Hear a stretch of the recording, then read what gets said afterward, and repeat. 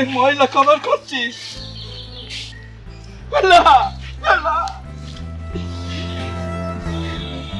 তুই এই ময়লা পচা খাবার খাচ্ছিস? আমার ভাই ময়লা পচা খাবার খাচ্ছে বাইরে।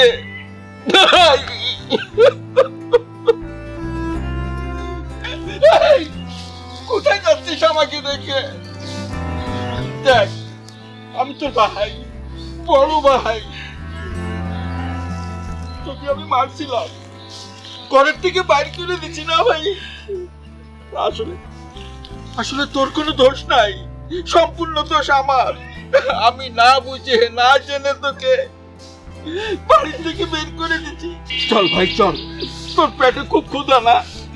বাড়িতে গিয়ে তোরে খাবার দেবো, চল চল। না ভাই, আমি ওই বাড়িতে আর যাবো না। সে বাড়িতে মিথ্যা কলঙ্ক নিয়ে আমাকে বাইর করে দিচ্ছে, আমি আর যাবো না। আমি কেন যাবি না? ওই বাড়িটা তো তোর, তুই যাবি না? সেখানে তো আমিও থাকতে পারি না ওই বাড়িতে, তোরে ছাড়া। তোরে ছাড়া ভাই।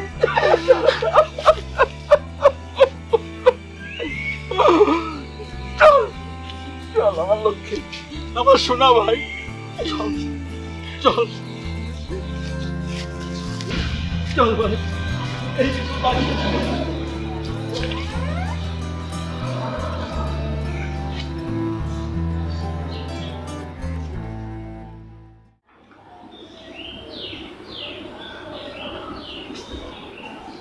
আরে না, সব ঠিক আছে, এদিকে কোনো ঝামেলাই নাই, একেবারে পুরো বাড়ি ফাঁকা।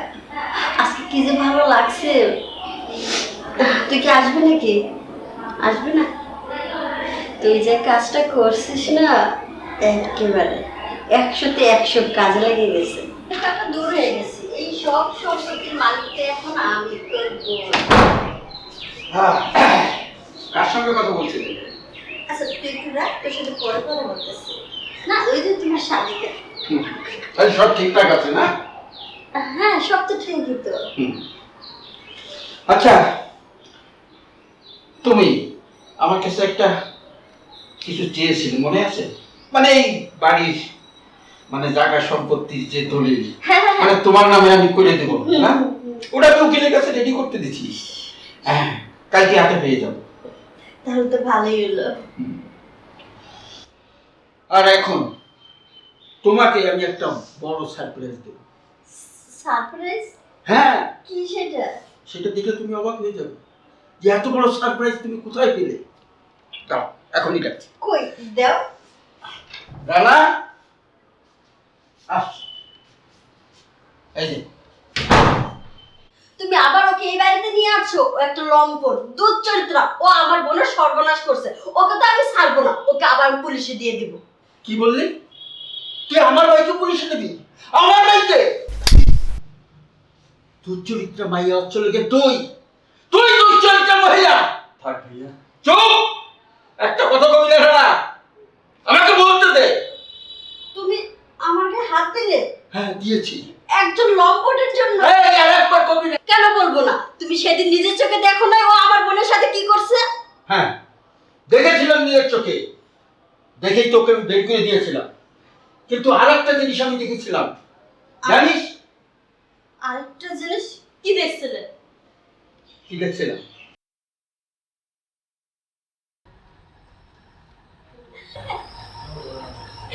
কি আপু, আমার কাজটা কি পারফেক্টলি হয়েছে? পারফেক্ট মানে একেবারে পারফেক্ট। আমার অভিনয় কি ধরা গেছে একদম? অভিনয় মানে তুই তো একবার বাংলা সিনেমাও ফাটিয়ে দিলি। তাই নাকি? শোনো, তুমি যখনই সমস্যা করবে শুধু এই বোনকে স্মরণ করবা, মানে সব সমস্যার সমাধান। আমি না অনেক চেষ্টা করছিলাম ওকে বাড়ি থেকে খেয়ে দিয়ে দেওয়ার জন্য, কিন্তু পারি নাই, একমাত্র তোর জন্যই হয়েছে। শোনো, তুমি একদম চিন্তা করবে না, আমি তোমার বোন, তোমার পাশে না থাকলে কার পাশে থাকবো? এখন তো তোমার আপদ বিদায় বিদায়। এবারে সয় সম্পত্তির উপর আমার নজর পড়ছে, এইখান থেকে কি ওর ভাগ দেওয়া সম্ভব? কিছুতেই না। আপু, তুমি যে কি জিনিস, তোমার কাছ থেকে মনে হবে সম্পত্তি, এটা কখনোই সম্ভব না। আর যাই হোক না কেন, এখন আমি যাই, বুঝছো, আমার একটু তাড়া আছে। আচ্ছা ঠিক আছে, যা সাবধানে। আর যখন দরকার হবে শুধু এই বোনকে একটা কল দিবে। আমার লক্ষ্মী আপু, যাই। হ্যাঁ, সাবধানে যাবে। আচ্ছা। শুনলি বা কিরে, তুই বলেছিলি না ন্যায় বিচার করার জন্য? আমি সেই ন্যায় বিচারটাই করেছিলাম। আমার ভাইকে আমি বাড়ি থেকে বের করে দিয়েছিলাম। আমি আরেকটা ন্যায় বিচার করব। তুই যে আমার সম্পত্তি চেয়েছিলি না, সেই সম্পত্তি তো তুই পাবি না। আমি ওকে বলে দিচ্ছি, তোর সাথে যে আমার সম্পর্ক, সেই সম্পর্কটা ছিন্ন করার জন্য তোকে আমি ডিভোর্স দিয়েছি। সেই ডিভোর্স লেটার আগামীকাল তোর বাড়িতে পৌঁছে যাবে। তুই এক্ষুনি আমার বাড়ি থেকে বেরিয়ে যাবে। আমাকে বাড়ি থেকে তাড়িয়ে দিও না। এই সম্পত্তির লোক সামলাইতে না পেরে আমি এই ছোট্ট একটা নাটক সাজিয়েছিলাম। ছোট্ট একটা নাটক? আমার নিজের আপুর ভাইকে আমার মুখের থেকে তুই দূর করে দিয়েছিস, সেটা ছোট নাটক তোর জন্য? আমাকে ক্ষমা করে দাও, এ বাড়ি থেকে তাড়িয়ে দিও না। না, তোর কোনো ক্ষমা নেই। তুই এক্ষুনি আমার বাড়ি থেকে বেরিয়ে যা, যা বলছি।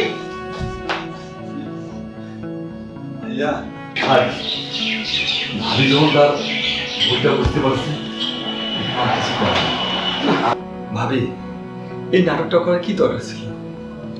আপনার চাইলেই এই সম্পত্তি সব আপনাদের দিতেন, আমি একটু পরিমাণ নিতাম না। বাবা মা জন্ম দিয়েছে এই পৃথিবীতে, কিন্তু তার কোনো আদর ভালোবাসা পাইনি। পেয়েছি বড় ভাইকে, সেই বড় ভাই আমাকে ছোট থেকে লালন পালন করে আজকে এত বড় করছে। আর আপনি আশা করে আপনাকে আমি মায়ের চোখে দেখছিলাম, আমি মা হিসেবে আপনাকে গ্রহণ করছিলাম, আর সে আপনি মিথ্যা কলঙ্ক দিয়ে আমাকে এই বাড়ি থেকে বার করে দিলেন। ভাবি আপনার কি চাওয়ার ছিল আমাকে বলতেন। আমি এই কোনো সম্পত্তির প্রতি কোনো আমার লোভ ছিল না, লালসা ছিল না, সব তো আপনাদের দুইজনের। আমার এই সয় সম্পত্তির প্রতি কোনো লোভ ছিল না। আমি চাচ্ছিলাম আমাদের এই ছোট সংসারটা সবাই মিলেমিশে একসঙ্গে থাকতাম। আপনাকে মায়ের মতো পেয়েছি আমি, আর এই বড় ভাইকে বাবার মতো পেয়েছি। ভাইয়া আর ভাবিকে বাড়িতে বাড়িতে দিও না, সবাই মিলেমিশে আমরা একসঙ্গে থাকবো। আবার নতুন ভাবে হাসি খুশি আমি দেখতে চাই। ভুল তো মানুষের হয়, ভাবি না এটা ভুল করে ফেলছে, তুমি ক্ষমা করে দাও ভাইয়া, ক্ষমা করে দাও। আরে ওর কাছ থেকে কিছু শেখ। হ্যাঁ, যে ভাইটাকে বাড়ি থেকে চক্রান্ত করে বের করে দিয়েছিলি, সেই ভাই তোকে যেতে দিচ্ছে না, তোকে আটকাচ্ছে। একটু মায়া দেওয়া হয় না তোর? আরে একটু মায়া দেওয়া হয় না? তখন আমার সন্দেহ হয়েছিল, যখন আমার ভাইটাকে মেরে বাড়ির থেকে বের করে দিয়েছিলাম। আমার মনে বলছিল যে আমার ভাই একই রক্ত, সে এই কাজ করতে পারে না সে এই কাজ করতে। আমার ভাই আমি যেভাবে চেয়েছিলাম ওকে মানুষ করবো, ঠিক সেই আদর্শেও মানুষ হয়েছে। বাইরে আমি যে অন্যায় করেছি, তোকে বলবো যে বাড়ির থেকে বের করে দিয়েছি, তুই তোর ভাইয়ের উপরে রাগ করিস নি তো? আর একটা কথা শুনবি, আজকে আমার ভাইয়ের জন্য তোকে কিন্তু এই বাড়িতে রেখে দিলাম। তোর প্রতি যে ভালোবাসা বিশ্বাস ছিল, আজকের থেকে সেটাও থাকবে। কথাটা মনে রাখিস। চল ভাই।